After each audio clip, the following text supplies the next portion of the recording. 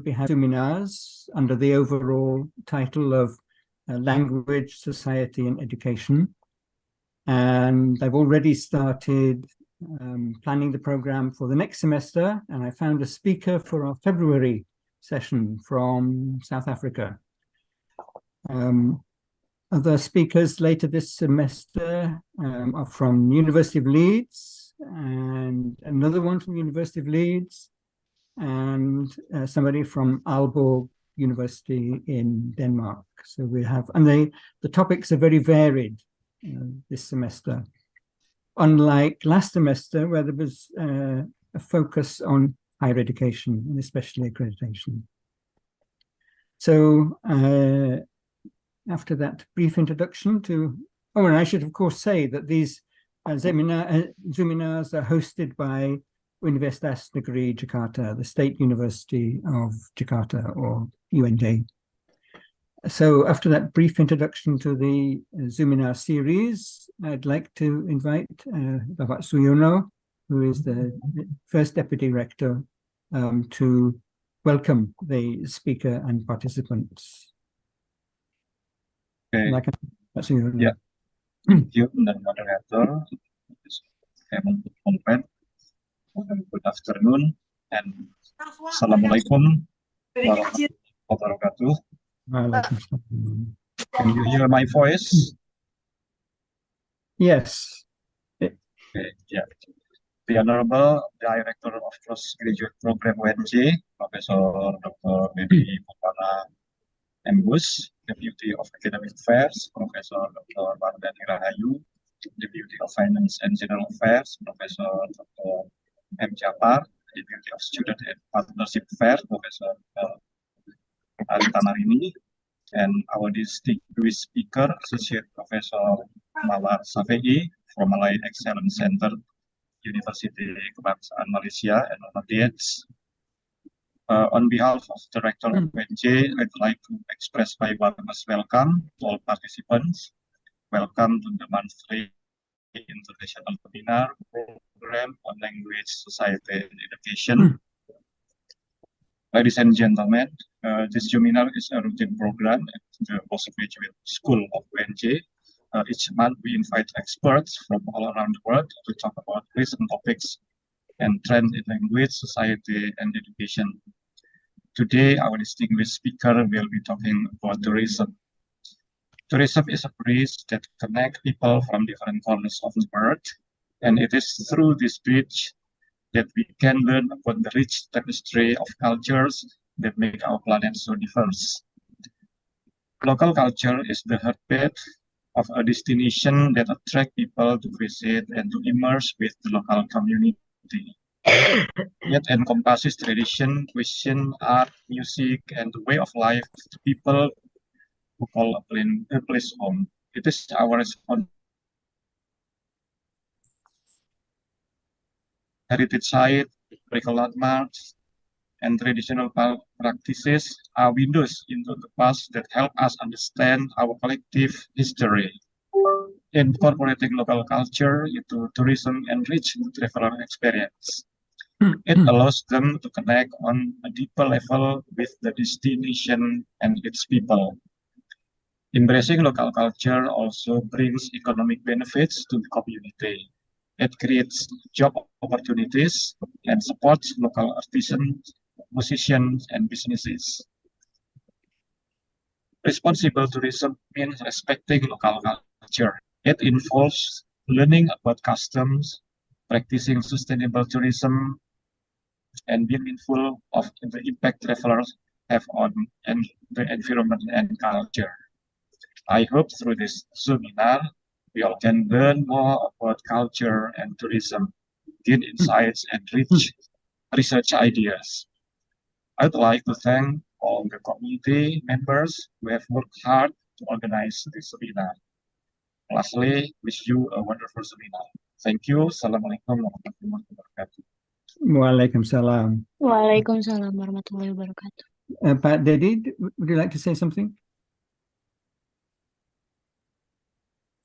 Okay, thank you. How else? Okay, good afternoon, ladies and gentlemen. the Honorable Vice Rector for Academic Affairs, Professor Suyono, Mr. Howell Coleman, and also Professor Arita as Deputy Director for what we call cooperative and also development center, and all participants, especially for the Associate Professor, Dr. Mawar from Universiti Kebangsaan, Malaysia. The International Monthly Seminar conducted by postgraduate Universitas Negeri Jakarta has started since 2021, and then several topics has been delivered by respected researcher and practitioner to share their ideas with our postgraduate student. For us, we get benefit from these activities because student, lecturer can share the idea, can discuss the reasons, result of research, particularly in social science, humaniora, and also educational scope.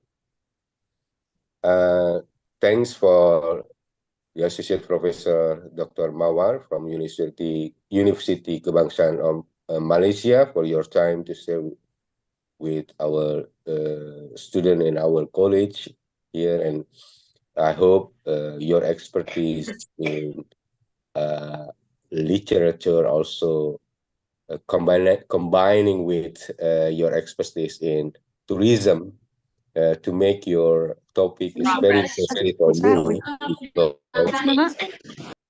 how do you combine two different subjects into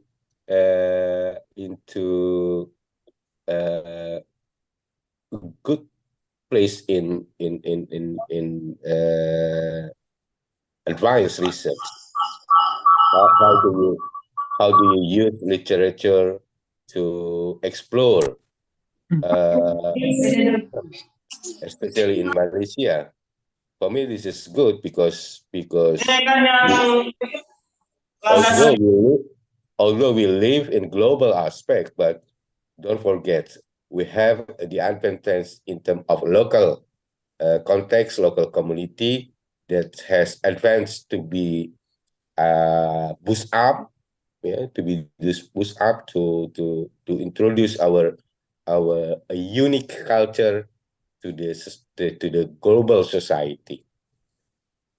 Thanks again on behalf of postgraduate Universitas Negeri Jakarta for your time, for your expertise sharing with us, and thank you very much, and enjoy this seminar. Good afternoon. Yeah, thank you. Just to say a couple of words about Ibu Mawar. She is a very interesting combination of academic and creative writer, a combination which we don't often find. And I'm really looking forward to her talk and relating this, as Dadi said, to tourism is a very interesting idea. In fact, since I first read Ibu Mawar's abstract, I've been thinking about the relevance of this for Indonesia. Maybe we can talk about that later at the end. If you have any questions or comments, please put them in the question box. Okay, Ibu Mawar. All right. Shall I start, Howell? Yeah. Assalamualaikum warahmatullahi wabarakatuh. Allahumma salli ala sayyidina Muhammad wa ala ali sayyidina Muhammad fil awwalin wal akhirin wa fil mala'il a'la ila yaumiddin. Honorable professors, Prof. Arita, Prof. Suyono, Prof. Faisal, Prof. Didi, and of course, Honorable Professor Howell Coleman, who invited me personally, and fellow friends. Oh yeah, also my new friend, Professor Heather from Australia. Terima kasih, Prof. Howell, for this opportunity to let me share about Malaysian Malay literature, and really feel honored to be here. Yeah. Shall I share my slides here, Prof. Howell?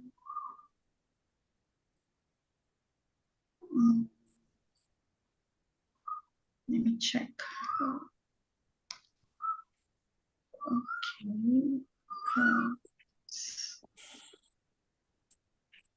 Because sometimes I don't use Zoom's. Okay, I think this is.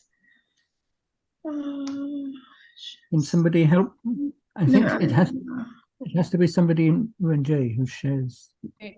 Okay. Okay. Okay.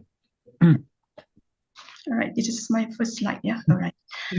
Okay, this is a title given to the committee, Malay Literary Tourism and its relationship to the local community.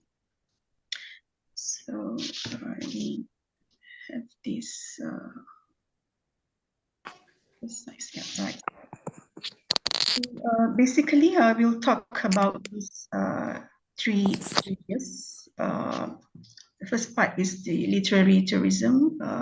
Perhaps in general, I might talk about literary tourism from the world literature with a few examples.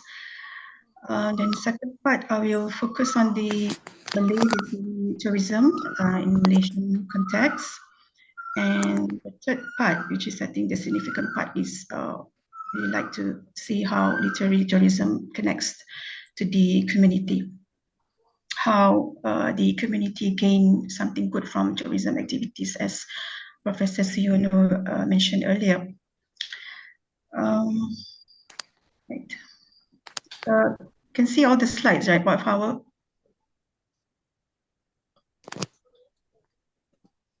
Prof. Howell? Yes. Yes, yeah. All right. This is right. This is a slide about Rumi. Yeah. So initially, it's the interest of this study, the literary tourism, derives from my readings on Rumi, Rumi, and how it eventually makes me visit Turkey in 2019, end of 2019, so exactly before the COVID-19 explodes. Here are some photos of me. I have to show this for Howell because there's evidence, yeah, that I was there. So on the left side, I think this is somewhere in Cappadocia, where I attended the performance of whirling dance. It's been held in a kind of cave, very mysterious cave. Very interesting place to watch this whirling dance. And the right side, I was at the Museum of Rumi in Konya. So this is very memorable photos. So I think this is quite a personal experience of being a literary tourist. I personally read Rumi's work and how I felt Rumi pulled me to Konya, to Turkey, to have the personal experience at the museum with the whirling dance and the surroundings in Turkey. So I think it's something practical to talk about when we talk about this literary tourism. Okay, and the interesting part also, as a creative writer, the visit and the readings really inspired me to write some of my short stories. as Prof. Howell mentioned, that I write creative as well. So this is among the short stories that I've written since I came back from Turkey in 2019. So if you see the dates, around 2020. Published in our local newspapers in Malaysia, and also in the magazine, in literary magazine. So all in Malays. The first one is Sulapan Tujuh Pencinta. The earlier is Seribu Pohon Sukma dan Satu Jalan Menuju Cinta, and also Sayap Langit Ephesus. So Ephesus is one of the settings in Turkey. And it's very significant, related to Rumi. Right. So instead of just experience it through reading, I've expanded it to my writing as well. Right. Okay, back to this photo. I was in Konya exactly on the December 17 of 2019. And December 17 is a very significant date for Rumi's fans, where it is the anniversary of his death. What they call as the Rumi's wedding night. Yeah, maybe we can talk about this later. So all the fans were at the mausoleum. We read Quran, we read his poems, and really appreciate Rumi's poems on that particular date. Yeah, I had a chance to read, my next slides on Murakami. I had a chance to read some of Murakami's works during our research done by, granted by Sumitomo Foundation in 2020. And like Jalaluddin Rumi, Murakami's work also captivated me personally, and of course, I think most of the readers of Murakami to visit Kobe when where he was born, and also visiting Tokyo as the most settings mentioned in his work. And also, how about this? The Elephant House in Edinburgh,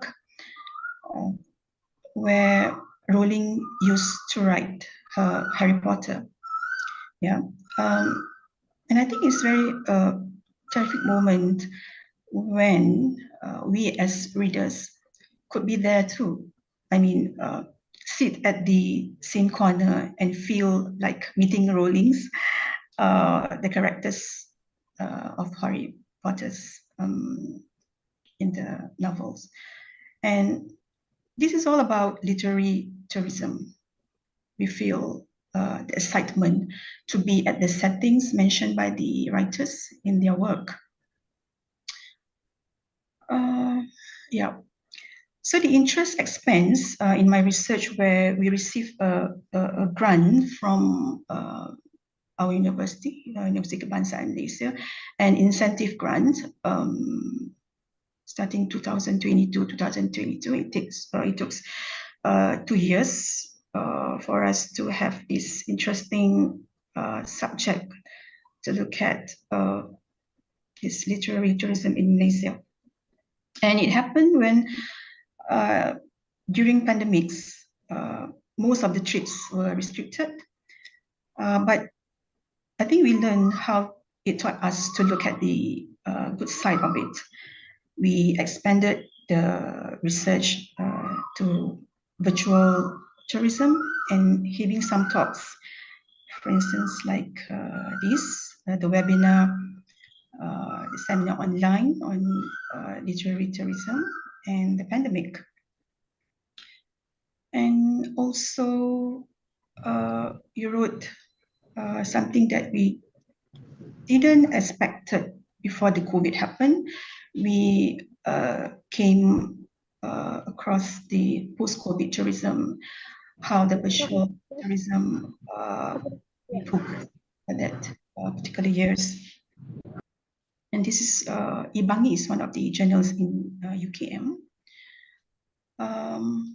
And we got the opportunity to present the similar topics in several seminars, and also publish in proceedings about literary tourism and pandemic.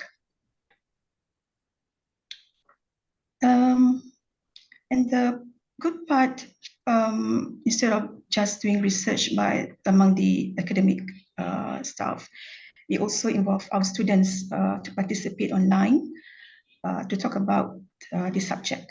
And this is one of the forum attended and organized by our students on literary tourism and the economic in Southeast Asia. All right.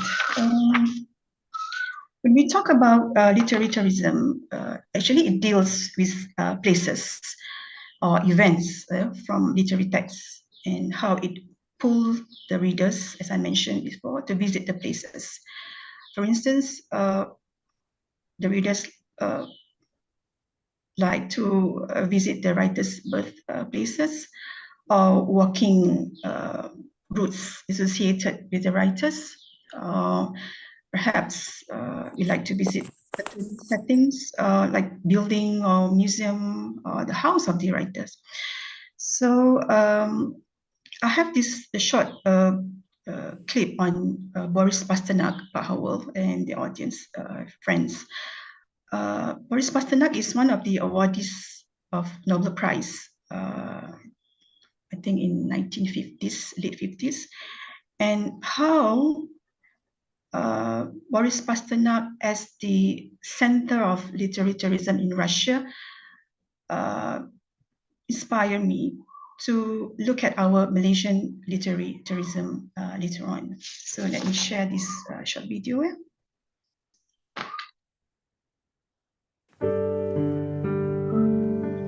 Can you listen to the audio, Pak Howell? Yes, already. Right. We can see it. Yeah, thank you.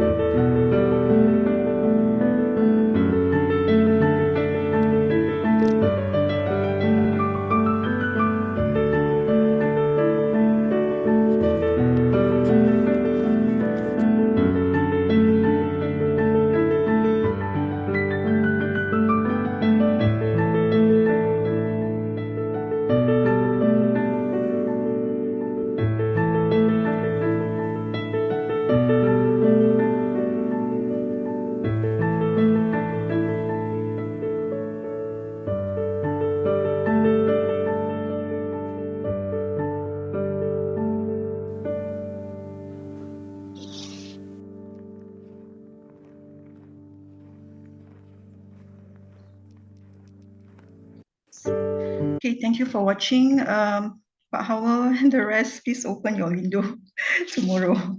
Don't forget to open your window tomorrow. I don't know how's your response after watching the short clip on Boris Pasternak. I mean, it's talking about Pasternak as the author and his most famous novel, Dr. Zhivago. I personally feel that it's very attractive. Yeah, I mean, attractive in a way. It can pull us to go to Kino, to visit his house, to visit his bedroom, to touch his table where he writes this Dr. Zhivago. So I think this is a very tremendous moment for a reader. Yeah, once we read the novel, his creative work, we feel like really wanted to go to the place and have a visit. So I've read one research done by this group of researchers, Fisova, Anastasia, and Svetlana in 2019. They studied on this literary heritage of Boris Pasternak as a resource for the project Management in Tourism. So from this article, we discovered that how Pasternak helps on the development of Pemkrai. Pemkrai is the district of Pasternak's residence in 1960s. And it shows how Dr. Zhivago specifically help to cultivate the socioeconomics of this village named as Yatin and Varakino. I assume this is somewhere in Peradil Kino as a tourism product. Yeah, so how this novel really have this force to pull readers to go to the location or the locality. So people read and finding the excitement and make themselves to visit the setting. How Pasternak House, what they call Pem the Great, becomes a cultural and historical center. And they have well supported by the government. This is where the government plays their role. The local community, people and the writers community, how they organize well cultural, the education, and they have this museum tour to the house. Just now we watched the house, now becomes a museum that we can visit when we are in the Peradil Kino. And the tourists also appreciate the local landscape of Peradil Kino, especially the river. I've read from the article is Vilva River and the Ural Mountains surrounding this area. So how this Pasternak's story and interesting points to become a literary tourism center. I tried to adapt it to a Malaysian context. So let's fly back to Malaysia, where we can meet our local poet, Usman Awang. So this is Usman Awang, our third Malaysian national laureate, and also a laureate of the state of Johor. So I can hear excitement over there. Okay, let me continue.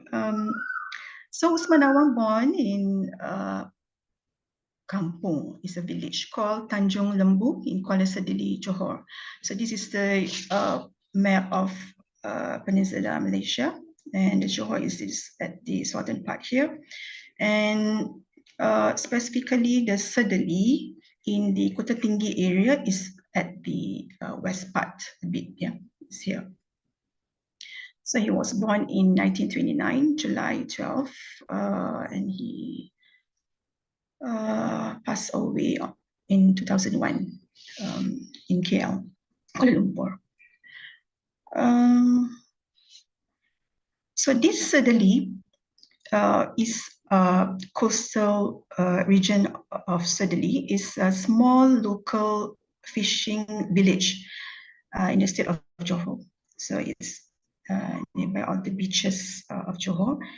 And Sedeli is mentioned specifically in these poems by Usman Awang, and it calls Kuala Sedeli as you can see here, there's the slide, the poems. Kuala Sedeli mentioned twice in these poems. This is in Malay, so I think I can show you this. It's the word Kuala Sedeli and Sungai Sedeli. Sedeli as estuary and Sedeli as a river. Yeah. Sedeli been portrayed in these poems as a fishing village which quiet, far away from city, with green scenery, as the metaphor of, he's using this metaphor as mother's love, and it always in her memory. So he gives such a beautiful setting of Sedeli in this poem. But at the other side of the Sedeli, Usman conveys the hardship, the misery, the sadness, or sometimes we can feel the oppressions facing by the fishermen in this Sedeli. Yeah, how they are striving for a better life in Sedeli. As he wrote here, dalam kepahitan, yeah, in the bitterness, tapi derita bagi mereka apakah arti? So all the misery among the fishermen. Okay.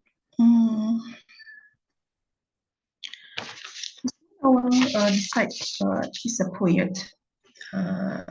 He's also a multi-genre artist. He writes novel. The only novel he writes is Tulang-Tulang Berserakan, been translated to Scattered Bones. And also he writes short stories in this anthology, Kami Yang Terlibat. He also writes playwrights, so he's very multi-genre artist. And Gelombang really represent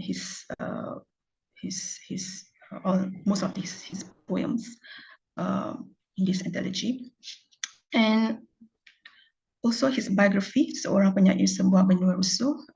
This one is written by one of our national laureate as well, Professor Muhammad Haji Saleh, one of Usman Awang's best friend. And I noticed most of the works, novels, short stories, of course biography, and the poems by Usman Awang mention Sedeli, mentioning Kota Tinggi and Johor,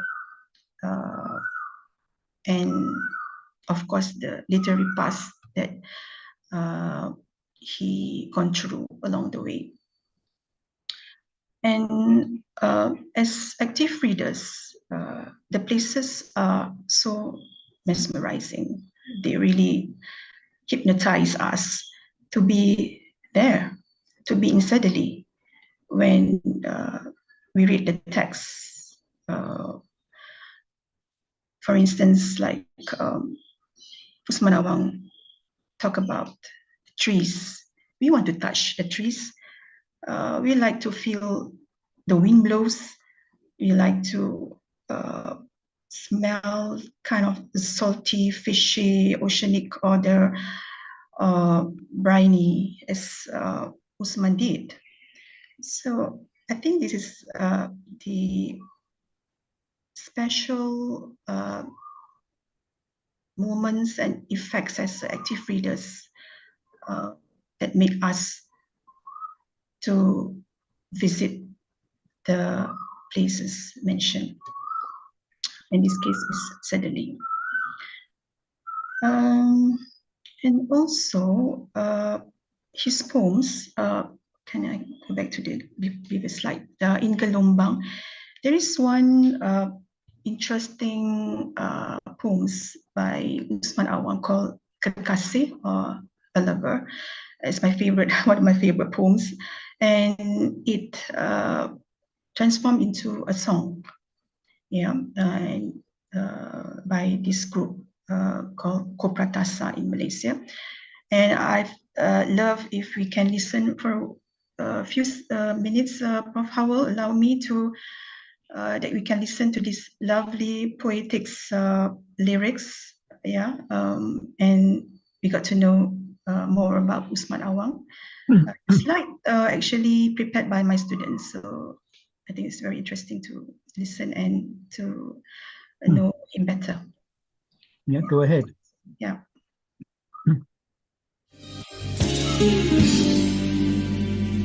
Akan ku pintal bui menjadi tali mengikatmu. Akan ku anyam gelombang-gelombang menjadi hamparan ranjang tidurmu.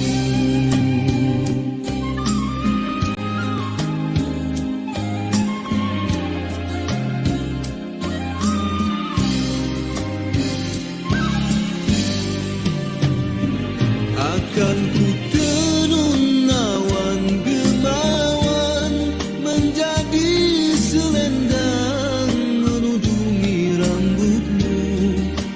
Akan ku jahit bayu gunung menjadi baju pakaian malammu.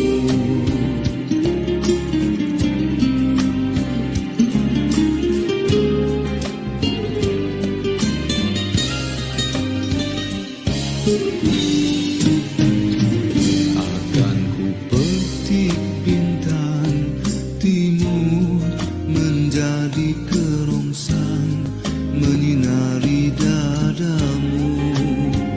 Akan ku jolok bulan gerhana menjadi lampu menyuluhi rindu.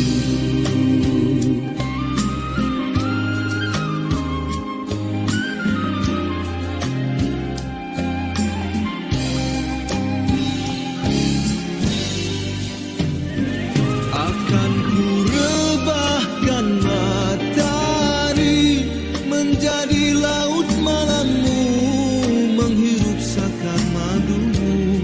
Kekasih, hitunglah mimpi yang membunuh realiti dari surga ilusi.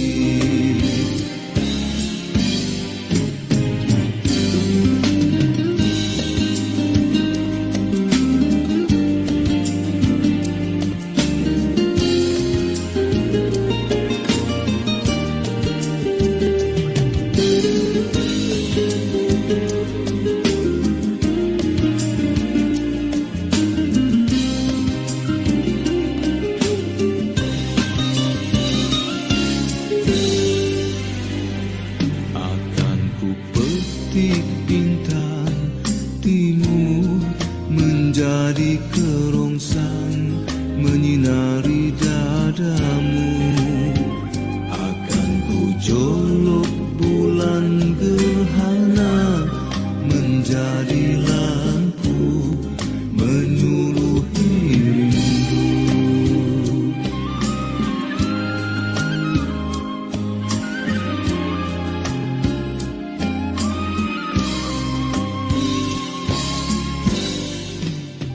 Okay, thank you very much for listening. I hope it won't make anyone fall asleep. It's the well, very nice melody.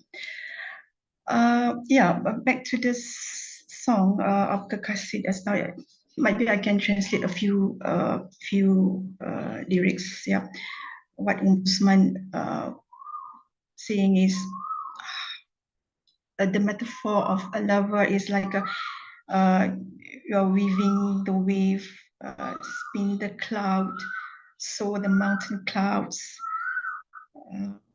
pluck the stars, and twine the froth of the sea. So it's very interesting and very tremendous, very magnificent lyrics, that we captured us. And you feel like the wave, the twine the froth of the sea, does it happening steadily?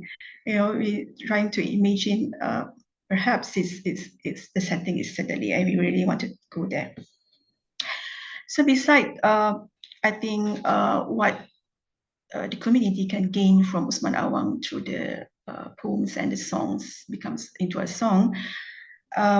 There is a street called Jalan Datuk Usman Awang in Sedali, in Kota Tinggi. And also schools built after his name. Yeah. And most of the literary activities, for instance, Usman Awang's Remembrance Day, talks, seminars, conferences, or visit to his birthplace occurs in this particular area.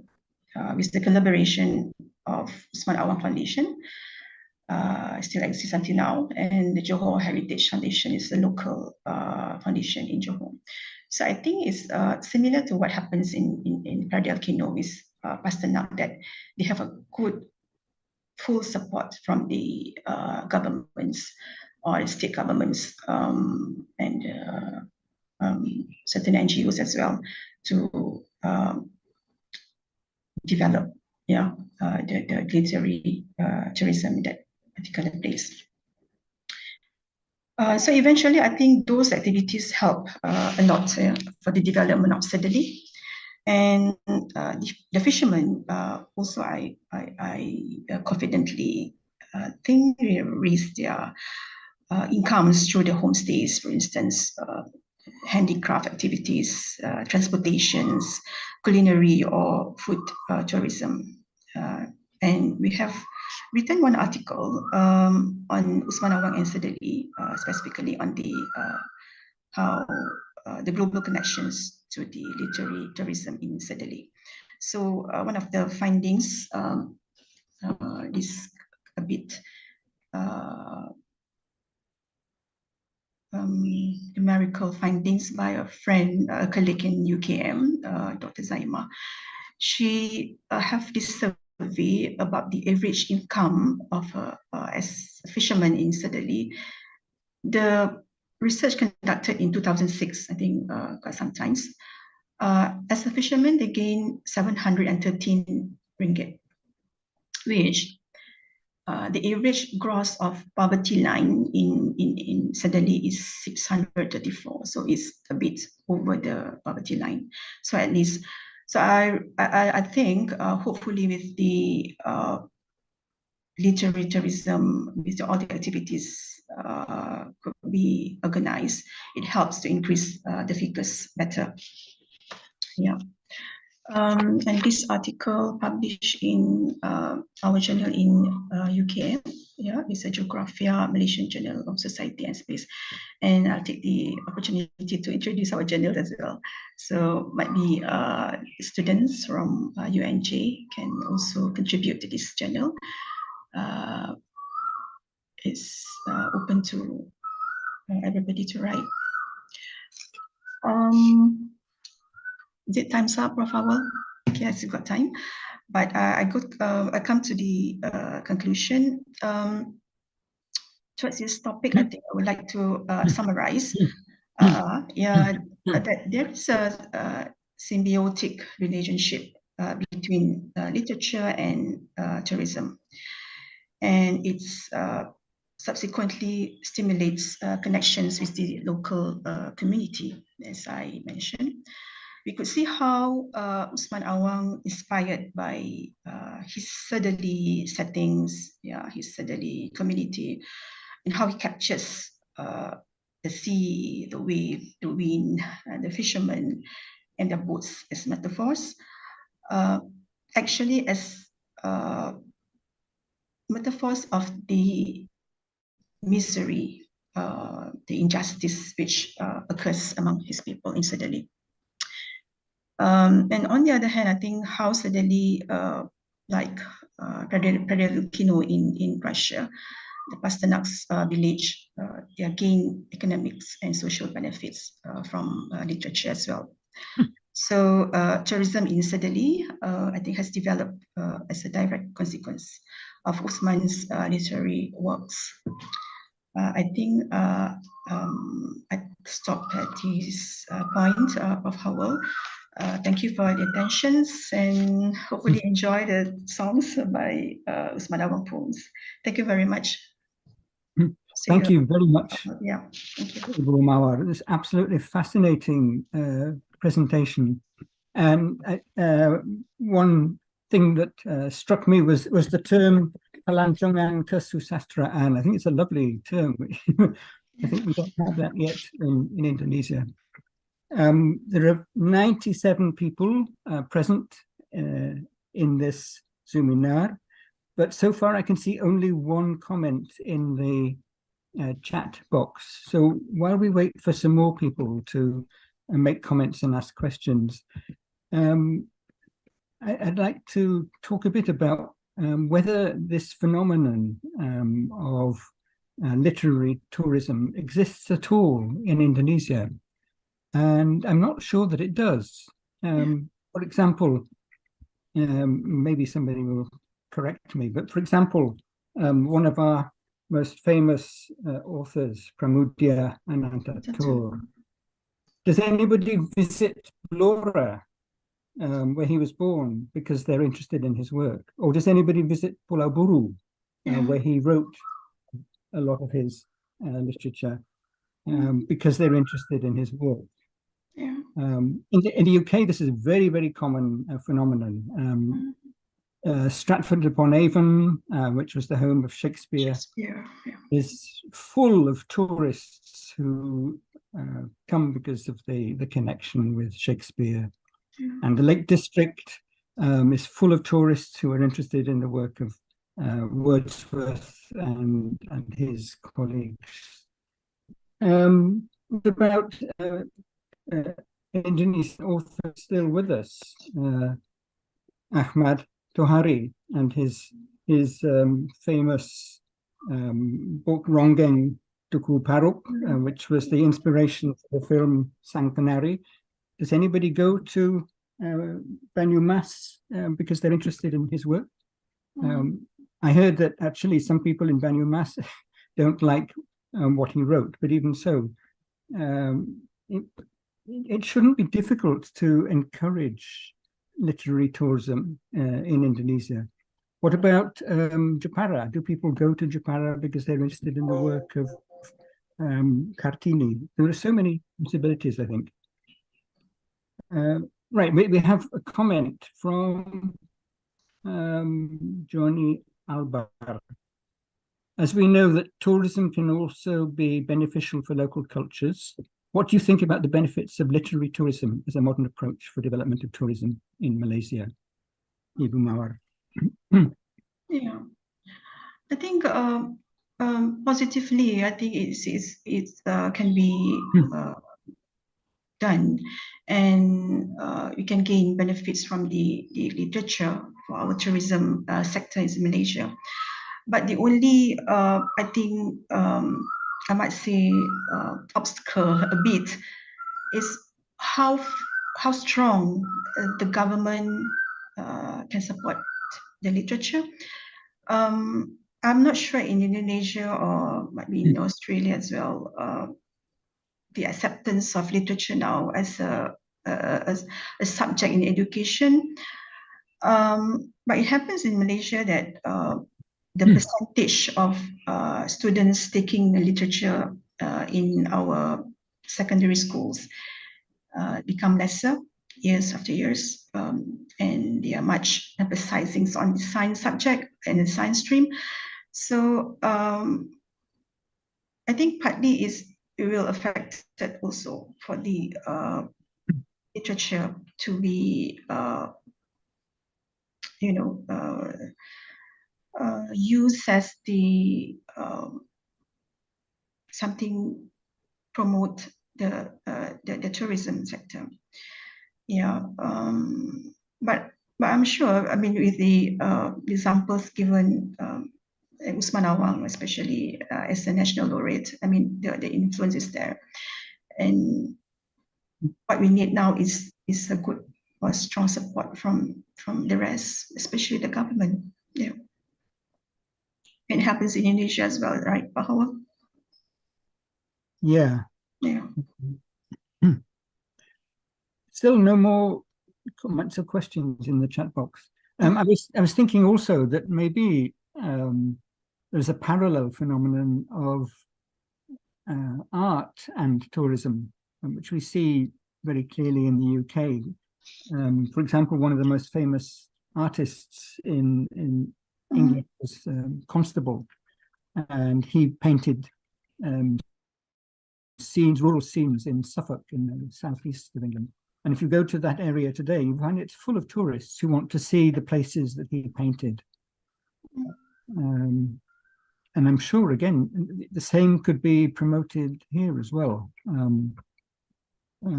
Looking for places that were associated with Raden Saleh, for example, and encouraging people to see the link between the author or the painter and their work. Yeah. Near Leeds, there's a small town called Haworth, which was the home in the early 19th century of three sisters and a brother called the Bronte family. They were all very productive writers. If you go to Haworth now, you can see the Bronte cafe, the Bronte souvenir shop. Everything is called after the family name, and it's full of tourists. And of course, it brings a lot of income to the local community. Yeah.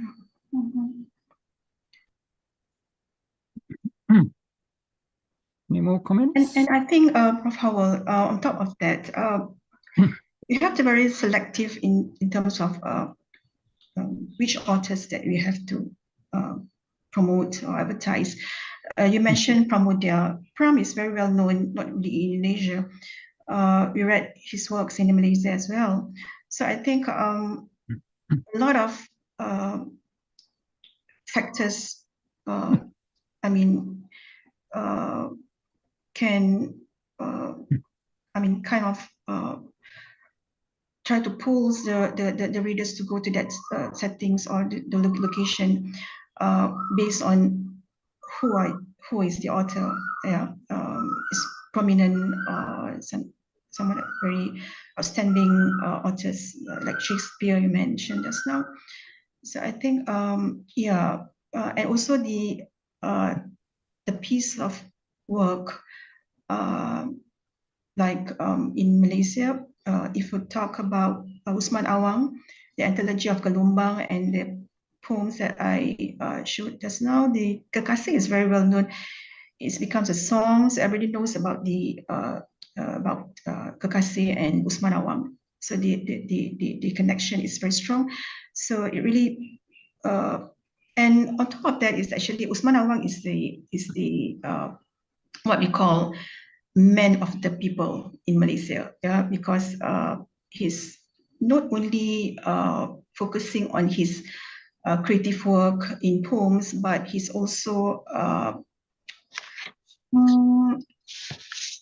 an editor and a poet as well. But he's really fight for the people for three, actually at least for three good values: for the humanities, for the justice, for the unity. So Usman Awang is a very well-known poet who always empathize of his people with these three values. And that's one of the reasons why suddenly I'm very confident that can develop suddenly as tourist attractions in Johor. Yeah. Yeah. In some parts of the world, maybe even in Britain to some extent, sometimes this gets too much. The local people feel overwhelmed by the number of tourists, and it can actually disturb their way of life to some extent. What do you think about that? Overwhelmed? Yeah, sometimes because a place can be visited by so many tourists. As it It disturbs the way of life for the local people. Oh, really? Yeah, perhaps, but I think it's a good sign, right? I mean, for the economics and for the incomes of the local. Yeah. There's a question at the chat box. Right. Yeah. I can't see it. Just now I saw it's related to the education, is it? Oh, to my idea, this will be potentially addressed by people working on literature, since it doesn't only deal with literature and language, but it can promote the local potentials that have been embraced in the literary works. This is from UNJ. UNJ. I look at this Prof. Suyono message. I'm thinking, oh no.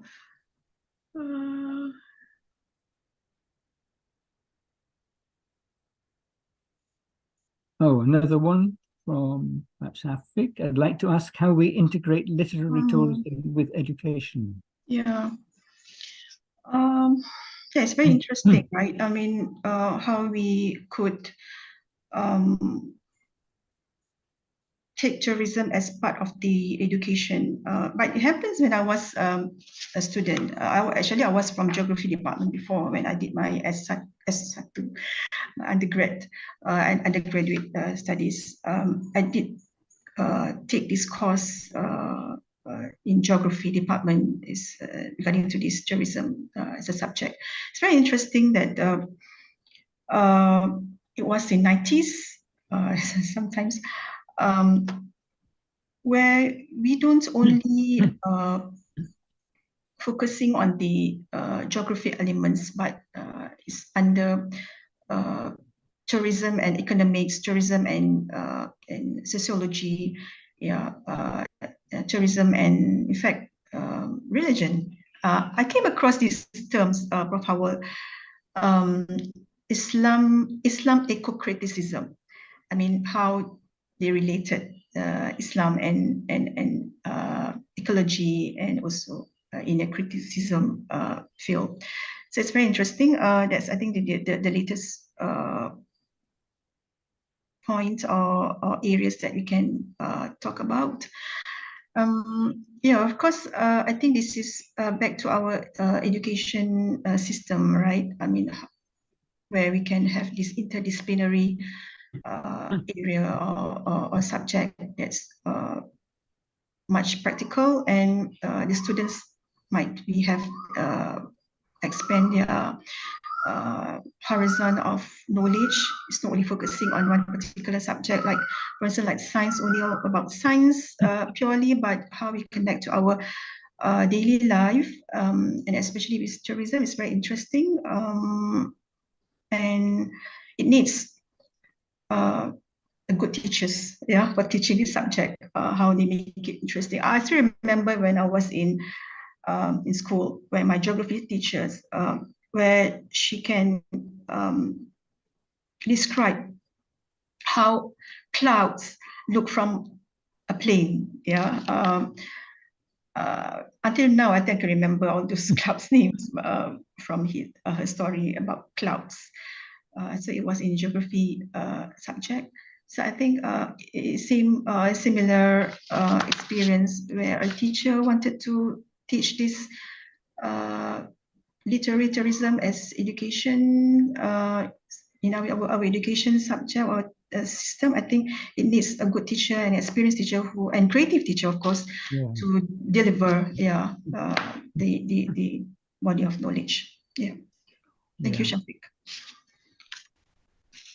if we're talking about literature and tourism, Come on. we don't have to think only of classical literature or adult literature, but also children's literature, like Harry Potter.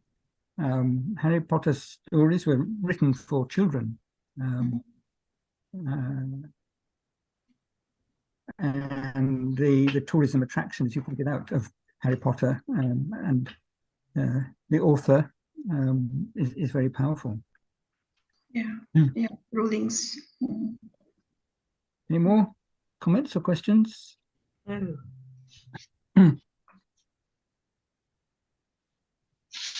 Professor Fehring, is there anything you'd like to say? No, not at the moment. Okay, thanks.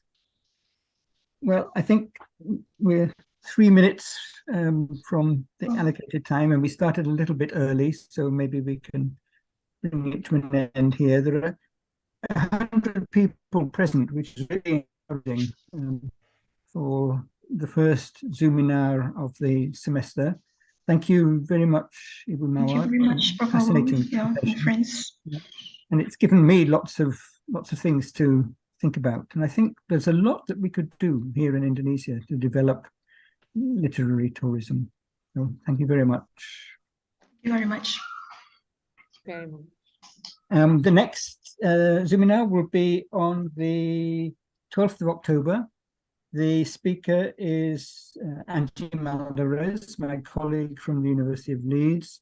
She's extremely well known for her work in mentoring teachers, and she'll be talking about mentoring. So I'll circulate information about that in advance and hope to meet you again on the 12th of October. Thanks very much. Goodbye. Thank you. Bye-bye. Recording stopped. Thank you very much.